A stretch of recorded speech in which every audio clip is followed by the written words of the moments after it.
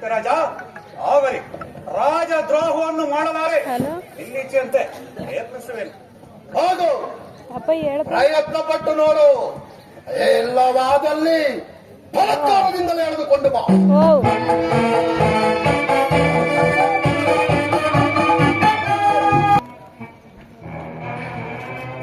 ಕನ್ಯಾರ್ಥಿಯಾಗಿ ಹೋದ ಸುಗ್ರೀವನು ಇನ್ನೂ ಬಾರದಿರಲು ಕಾರಣವೇನು? ದಾನವನಿಗೆ ನಮಸ್ಕರಿಸುವೆನು. ಸುಗ್ರೀವ, ನಿನಗೆ ಮಂಗಳವಾಗಲಿ. ಸುಗ್ರೀವ, ದಾನವೇಂದ್ರ, ನೀನು ಹೋದ ವಿಚಾರವೇನಾಯಿತು? ದಾನವೇಂದ್ರ, ನಿನ್ನಿಚ್ಛೆಯಂತೆ ನಾನು ಕೇಳಿದನು. ಆಕೆಯನ್ನು ಲಗ್ನವಾಗಬೇಕಾದರೆ ರಣರಂಗದಲ್ಲಿ ಆಕೆಯನ್ನು ಯಾರು ಗೆಲ್ಲುವರೋ ಅವರೇ ಲಗ್ನವಾಗುವುದಾಗಿ ಪ್ರತಿಜ್ಞೆ ಮಾಡುವುದರಿಂದ ನಿನ್ನನ್ನೇ ಬರ ಹೇಳುವಂತೆ ಹೇಳಿ ಕಳಿಸಿದರು. ಅಪ್ಪಪ್ಪ, ಅಷ್ಟೊಂದು ಸೊಕ್ಕೆ ಆಚೋರನಾರಿಗೆ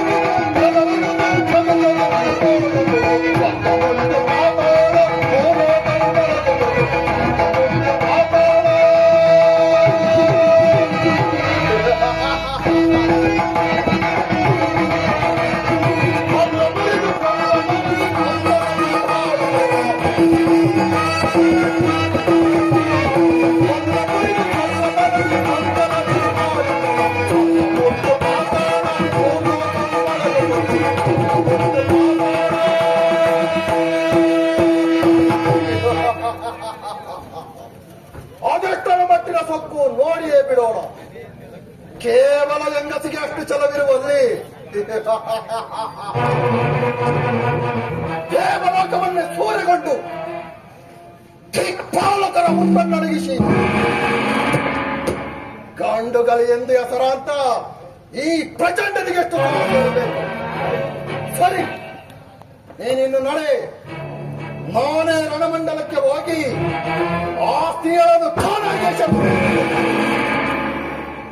ದಾನವೇಂದ್ರ, ಆಕೆಯು ಸಾಮಾನ್ಯ ಸ್ತ್ರೀ ಎಂದು ಭಾವಿಸಬೇಡ.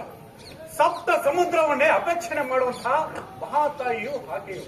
ಬ್ರಹ್ಮಾಂಡವನ್ನೇ ಕುಕ್ಷಿಯಲ್ಲಿಡಿಸಿಕೊಂಡು ಬ್ರಹ್ಮಾಂಡ ನಾಯಕಿಯಾಗಿ ಭಕ್ತ ರಕ್ಷಕರು ದುಷ್ಟ ಶಿಕ್ಷಕರು ಆದ ಆ ಮಹಾದೇವಿಯಲ್ಲಿ ಉದ್ರೇಕದಿಂದ ಕಾಣುವುದು ಸರಿಯಲ್ಲ.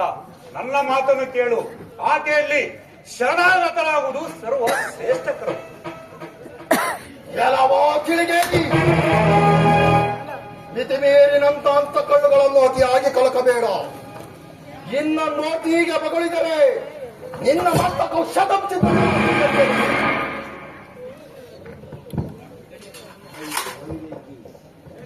ಅಯ್ಯೋ ಹೊರವೇಕಿ, ಮಹಾಮಹಿಮರ ಶಕ್ತಿಯನ್ನು ಹರಿಯದೆ ಅವರನ್ನು ಕೆರಳಿಸಿರಬೇಕು. ಮಾರಿಯು ಮುನಿದರೆ ಮೂರು ಲೋಕವು ಹೆದರಿಲ್ಲ. ನೀನು ಕಾಳ ಸರ್ಪವನ್ನು ತಂದು ಮಗನಲ್ಲಿ ಮನಸಿಕೊಂಡಂತೆ ಆಕೆ ಮೇಲೆ ಪೃಥ್ವಿ ದೇವತೆಯನ್ನು ಕರೆತಂದಿರುವೆ. ಆಗ್ರಹ ಮಾಡಿ ಪೃಥ್ವಿ ದೇವತೆ ಕರೆತಂದಿರುವೆ.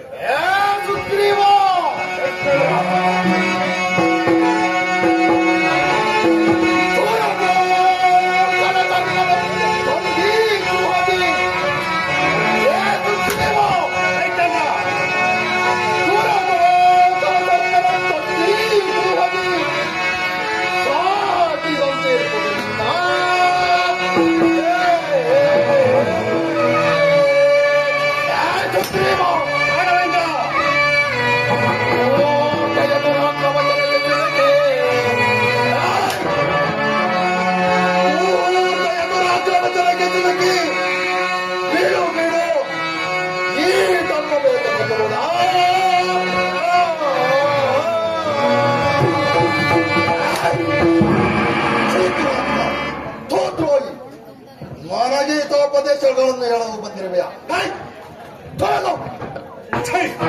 ನನ್ನನ್ನು ತಳ್ಳಿವೆಯ. ನಿನ್ನಂತಹ ಮೂರ್ಖನ ಬಳಿಯಲ್ಲಿ ಇರುವುದಕ್ಕಿಂತ ಆ ಜಗನ್ನಾಂಬೆಯ ಪಾದದಲ್ಲಿ ಸೇರಿ ಪುಣ್ಯವನ್ನು ಅರ್ಚಿಸುವುದು ಉತ್ತಮ. ತೊಲಗು ಸೇವಕ, ರಥವನ್ನು ಸಿದ್ಧಪಡಿಸು.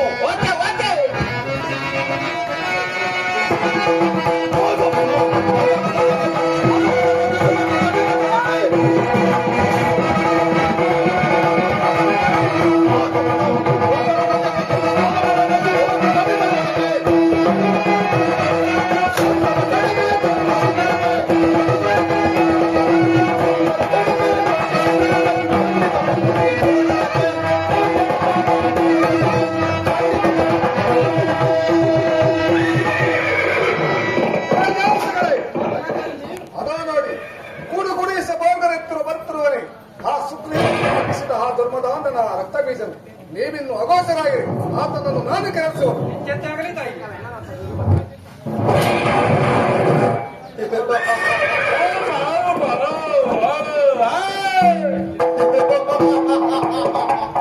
ಸೇವಕ ಹೇಳಯ್ಯಪ್ಪ, ರಥವು ಎಲ್ಲಿಗೆ ಬಂದಿರುವುದು?